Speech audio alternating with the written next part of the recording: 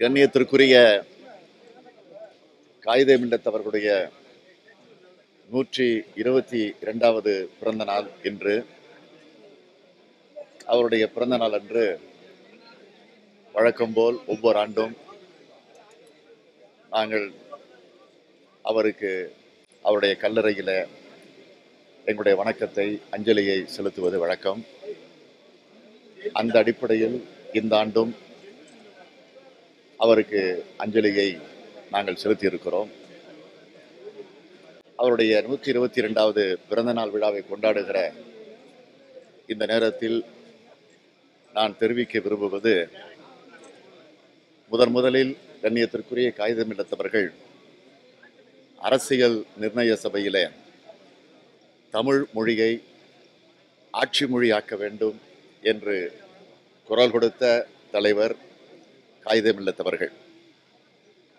அதைத் தொடர்ந்து தமிழகத்திலே முதலாக அறிஞர் அண்ணா தலைமையில ஆட்சிக்கு வந்ததற்கு பிறகு 68ஆம் ஆண்டு அறிஞர் அண்ணா அவர்கள் காயிதே மில்லத் எடுத்து வைத்த அந்த கோரிக்கையை அடிப்படையாக வைத்து தமிழ் மொழியை ஆட்சி மொழியாக்க தேவைப்படின் அதற்குரிய சட்டத்தையும் திருத்திட வேண்டும் என்ற வகையில் சட்டமன்றத்திலே தீர்மானம் கொண்டு வந்து நிறைவேற்றி இருக்கிறார்கள். அதைத் தொடர்ந்து தலைவர் கலைஞர் அவர்கள் அதை வலியுறுத்தி வற்புறுத்தி தொடர்ந்து குரல் கொடுத்து கொண்டிருக்கிறார்கள். அது மட்டுமல்ல, 2006ஆம் ஆண்டு திராவிட முன்னேற்றக் கழகம் கலைஞர் தலைமையில் ஆட்சி பொறுப்பில் இருந்தபோது சென்னை உயர்நீதிமன்றத்தில் தமிழை வழக்காடு மொழியாக ஆக்கிட வேண்டும் என்று தீர்மானமும் கொண்டு வந்து நிறைவேற்றியிருக்கிறார்கள். சட்டமன்றத்தில் அந்த தீர்மானத்தை நிறைவேற்றி உடனடியாக 2 நாட்களில் டெல்லிக்கு சென்று அப்பொழுது ஜனாதிபதியாக இருந்த அப்துல் கலாம் அவர்களிடத்தில் அந்த தீர்மானத்தை கொடுத்து அதை நிறைவேற்றிட வேண்டும் என்று வலியுறுத்தி இருக்கிறார்கள். ஆனால் இதுவரையில் அவைகளெல்லாம் நிறைவேற்றப்படாதது வேதனைக்குரிய ஒன்று, வருத்தப்பட வேண்டிய ஒன்று. ஆகவே 122வது பிறந்த நாளை கொண்டாடுகிற இந்த நேரத்தில் நாம் உள்ளபடியே கண்ணியத்திற்குரிய காயிதே மில்லத் அவர்களுக்கு பெருமை சேர்க்க வேண்டும் என்று சொன்னால், அவருடைய கனவை நினைவாக்கக்கூடிய வகையில் அதற்கான பணியில உடனடியாக இப்பொழுது மத்தியில் இருக்கக்கூடிய ஆட்சி ஈடுபட வேண்டும். மிருக பலத்தோடு ஆட்சியில் இருக்கக்கூடிய பிஜேபி ஆட்சி தேவையில்லாத வகையில் இந்தியை திணிக்கிற முயற்சிகளை எந்த அளவிற்கு ஆதிக்கம் செலுத்துகிற அந்த நிலையிலே அவர்கள் ஈடுபடுகிறார்களோ, அதேபோல் தமிழ் மொழியை ஆட்சி மொழியாக்குகிற அந்த பணியிலும் அவர்கள் ஈடுபட வேண்டும் என்று நான் இந்த நேரத்தில் கண்ணியத்துக்குரிய காயிதே மில்லத் அவருடைய பிறந்த நாளை கொண்டாடுகிற நேரத்தில் கேட்டுக்கொள்ள கடமைப்பட்டிருக்கிறேன்.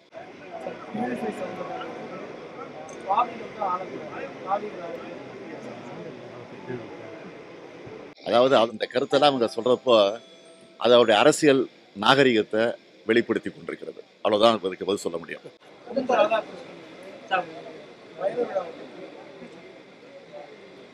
வைர விழா பற்றி விமர்சிப்பது மட்டும் இல்ல, வைர விழா அப்படின்னு சொல்லியிருக்கிறாரு. அது மட்டும் இல்ல, வயதானவர்களை கொண்டு இந்த விழாவை நடத்தியிருக்காங்க. சொல்றது யாருன்னா 16 வயது இளைஞர் பொன் ராதாகிருஷ்ணன் சொல்லியிருக்கிறார். அதாவது சீனியர் சிட்டிசன்களையே கொச்சைப்படுத்தக்கூடிய வகையில, அவமானப்படுத்தக்கூடிய வகையில பொன் ராதாகிருஷ்ணன் அவர்கள் இந்த கருத்தை சொல்லியிருக்கிறார். அவரிடத்திலிருந்து நான் இதை எதிர்பார்க்கிறேன்.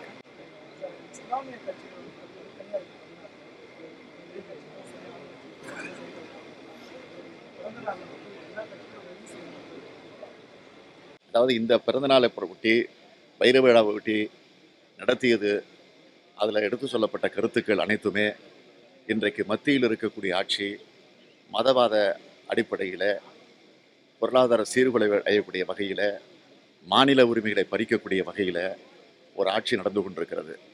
எனவே அதற்கு ஒரு முடிவு கட்ட நாம் ஒன்று சேர வேண்டும் என்ற அடிப்படையில் தான் அந்த கருத்துக்கள் வைர விழா மேடையில் கலந்து கொண்டிருக்கக்கூடிய எல்லா தலைவர்களும் பேசியிருக்கிறார்கள்.